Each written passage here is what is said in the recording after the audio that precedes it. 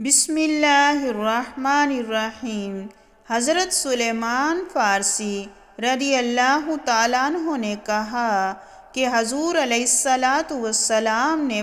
شعبان کے آخر میں ہمیں واعظ فرمایا، اے لوگو، تمہارے پاس عظمت والا، برکت والا مہینہ آیا ہے، وہ مہینہ جس میں ایک رات 1000 مہینوں سے بہتر ہے۔ اس کے روزے اللہ تعالیٰ نے فرض کیے اور اس کی رات میں قیام کرنا، نماز پڑھنا تطوع یعنی نفل قرار دیا ہے۔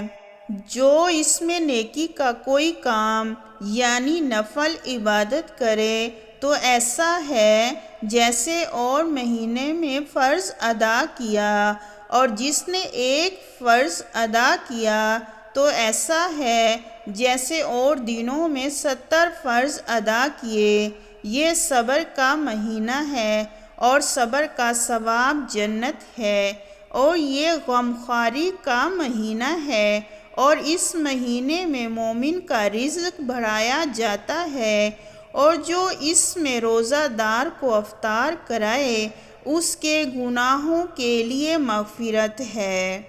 اور اس کی گردن دوزخ سے آزاد کر دی جائے گی، اور اس میں افطار کرانے والے کو ویسا ہی ثواب ملے گا جیسا روزہ رکھنے والے کو ملے گا، بغیر اس کے کوئی اس کے ثواب میں کچھ کمی واقع ہو۔ ہم نے عرض کیا، یا رسول اللہ صلی اللہ علیہ وسلم، ہم میں ہر شخص وہ چیز نہیں پاتا جس سے روزہ افطار کرائے۔ حضور صلی اللہ علیہ وآلہ وسلم نے فرمایا، اللہ تعالیٰ یہ ثواب اس شخص کو بھی دے گا جو ایک گھونٹ دودھ یا ایک کھجور یا ایک گھونٹ پانی سے افطار کرائے، اور جس نے روزہ دار کو پیٹ بھر کر کھانا کھلایا